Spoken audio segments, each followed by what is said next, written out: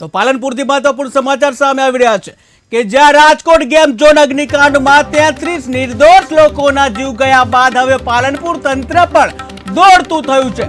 અને પાલનપુરમાં બસપોર્ટ વિસ્તારમાં ચાલતા ગેમ ઝોનમાં તપાસ હાથ ધરવામાં આવી છે, પરંતુ તંત્ર પહોંચે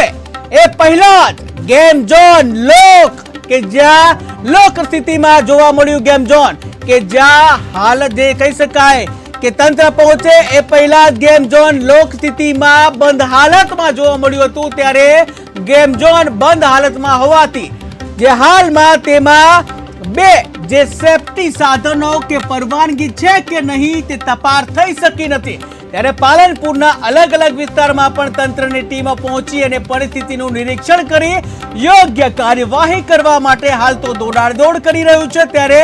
રાજકોટ જેવી ઘટનાનું ફરી પુનરાવર્તન ન થાય એ માટે હાલ તો ગેમ ઝોનમાં તપાસ હાથ ધરવામાં આવી રહી છે, ત્યારે કેટલાક ગેમ ઝોનના માલિકો દ્વારા જે છટકબારીનો ઉપયોગ કરવામાં આવે છે, એટલે કે તે કેટલાક જે ગેમ ઝોનના માલિકો છે ગેમ ઝોન બંધ કરી નાખ્યા છે અને તાળા મારી દીધા છે કે જેથી તેઓની પોલ ખુલી ના પડે, ત્યારે હાલ તો જે પાલનપુર તંત્ર છે એના દ્વારા તપાસ હાથ ધરવામાં આવી રહી છે।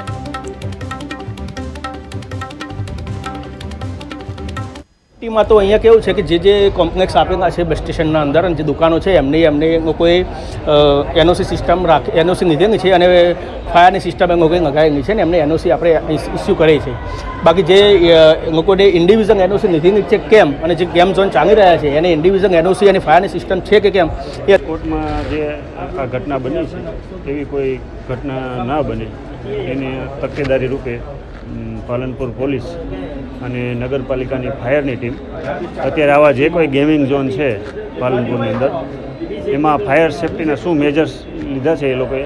એ બાબતે તપાસ ચાલુ છે અને આવો ભવિષ્યમાં કોઈ આપણે બનાવ ના બને પાલનપુરમાં એમ